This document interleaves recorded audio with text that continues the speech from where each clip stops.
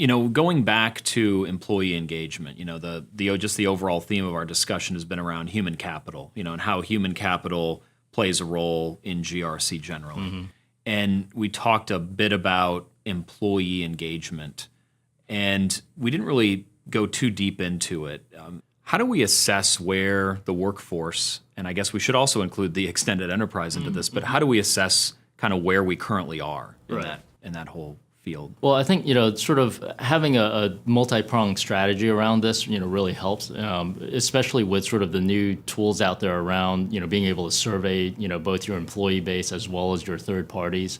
I think surveys, in sort of the general form of thinking about polling your employees and polling sort of different departments or different business units is a great way to not only, sort of assess, at any given point in time what's going on, but really to help you build a baseline profile of, where your employees are at or where your third parties are at. Gotcha. Whether it be sort of more the technological tool of creating, surveys to try to gauge that engagement, or, through focus groups, having, just 5, 6, 12 people sit down and have a conversation around those topics.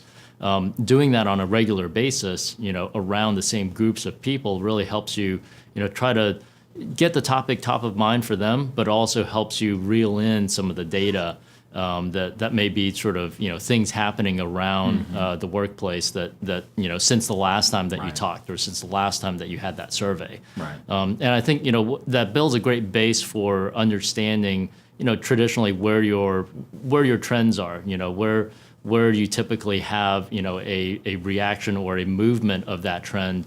Then you can start thinking about changing your strategies or delving into, why is that trend changing? Right. But you need that sort of baseline to build upon. But I think that also gives you the runway to then marry up with sort of some more non-traditional data, when you look at things coming out of your incident management system, when you think about things coming out of, compliance risk assessments. Really, a lot of the things that folks may not think inform on training specifically very often. Those are great data points when you marry that up with things like surveys, or you marry that up with your policy data.